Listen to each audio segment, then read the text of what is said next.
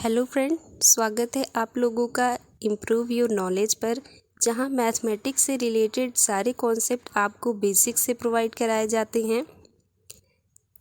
तो आज का टॉपिक रहने वाला है माध्यिका। तो चलिए जानते हैं माध्यिका क्या होता है और कैसे हम किसी दिए गए आंकड़ों की माध्यिका निकालते हैं। तो सबसे पहले जान लेते हैं माध्यिका क्या है। तो माध्यिका, जैसा कि इसका नाम है माध्यिका, यानी कि मध्य में पड़ने वाला जो अंक होगा वही माध्यिका होगा।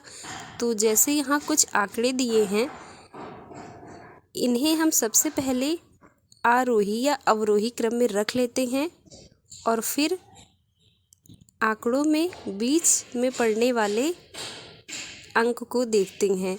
जो अंक बीच वाले स्थान पर पड़ेगा वही इस आंकड़े की माध्यिका हो जाएगी। तो इन आंकड़ों को आरोही क्रम में रखने पर हम देखते हैं कि बीच का पद है 51 और इन्हें हम अवरोही क्रम में रखकर भी देख लेते हैं। अवरोही क्रम में रखने पर बीच का अंक हो जाएगा यहाँ 51। तो इस तरह से दिए गए आंकड़े का माध्यिका यहाँ क्या हो गई 51। तो इस तरह से माध्यिका बीच का अंक होती है। तो चलिए विभिन्न परिस्थितियों में हम माध्यिका निकालने के तरीके भी सीख लेते हैं। पहले टाइप है जब आंकड़ों की संख्या विषम दी गई हो। जैसे यहाँ आंकड़ों की संख्या दी गई है 5, जो कि एक विषम नंबर है। तो विषम आंकड़ों की स्थिति में माध्यिका का फॉर्मूला होता है n+1/2वां पद। तो यहाँ आंकड़ों की संख्या है 5, तो n की जगह पर रख देंगे 5, क्योंकि यहाँ 5 कुल आंकड़े हैं।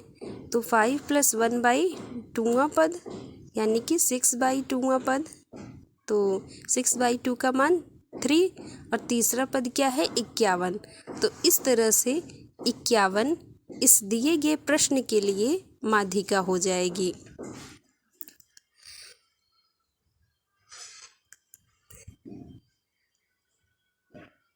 अब बात करते हैं दूसरी कंडीशन के बारे में, जब आंकड़ों की संख्या सम दी गई हो।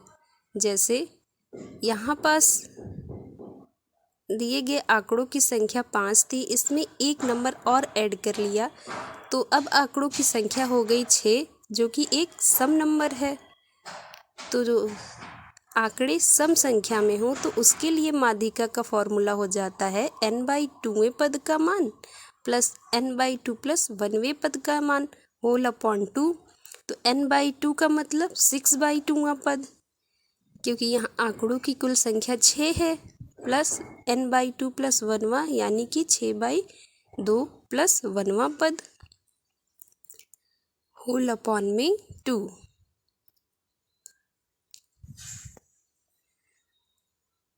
अब 6/2 का मतलब क्या है?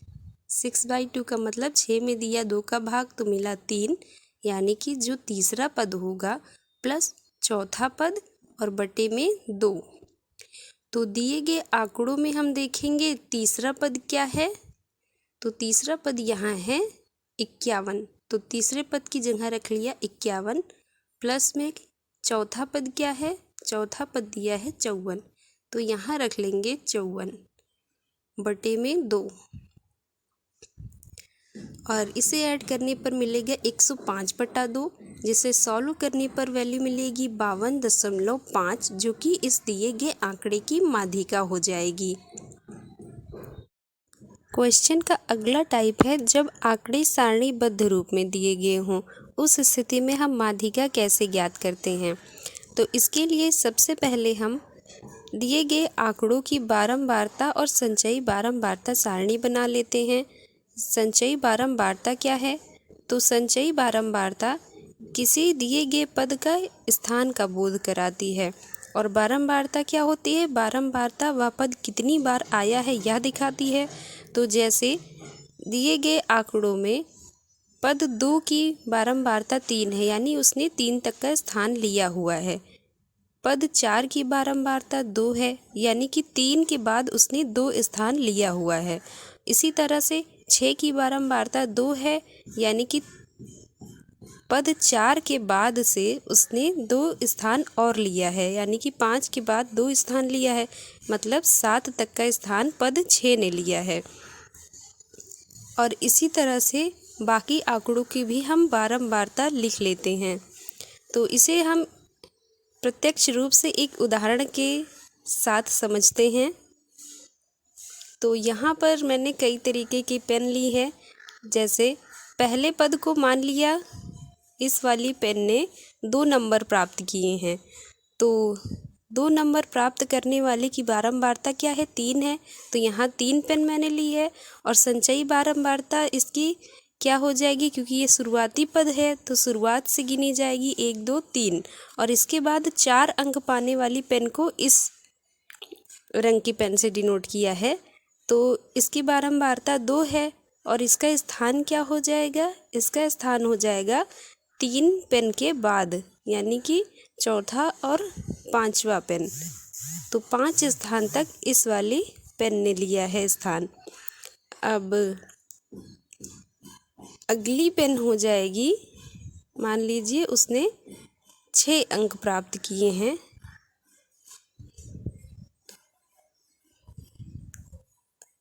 तो इन दोनों पेनों के बाद जो पेन आएगी वो आएगी 6 अंक प्राप्त करने वाली पेन, मान लिया ये है। तो इसकी बारंबारता है 2, तो इसीलिए इनकी संख्या रखी है 2। और इसका स्थान कैसे डिनोट करेंगे, तो 3 शुरुआत की थी, उसके बाद 2 आई थी और फिर 2 स्थान इस वाली पेन ने लिया है। तो ये कौन सा स्थान पे होंगी, ये हो जाएंगी 5 के बाद 2 स्थान, यानी कि 6वें और 7वें स्थान पर ये वाली पेन आ जाएंगी। इसके बाद आती है 8, नंबर 8 मान लिया इस वाली पेन ने प्राप्त किए हैं, तो इनकी बारंबारता 4 है, इसीलिए इन्हें 4 संख्या में लिया गया है। और ये आई हैं 7 के बाद, तो 7 के बाद 4 स्थान पर इस कंपनी की पेन ले ली है, तो ये आ जाएंगी 7 के बाद, ये 7 पेन यहाँ तक हो गई। इसके बाद 8 9 10 और 11वें स्थान तक इस वाली पेन ने स्थान ले रखा है। इसी तरह से बाकी आंकड़ों की संचयी बारंबारता हम लिख लेते हैं, जो कि दिए गए पदों की स्थिति को व्यक्त करती है। और बारंबारता क्या दिखाती है कि वह पद कितनी बार आया है, और बारंबारता का जो कुल पद होगा उसका योग संचयी बारंबारता के आखिरी पद के बराबर होगा।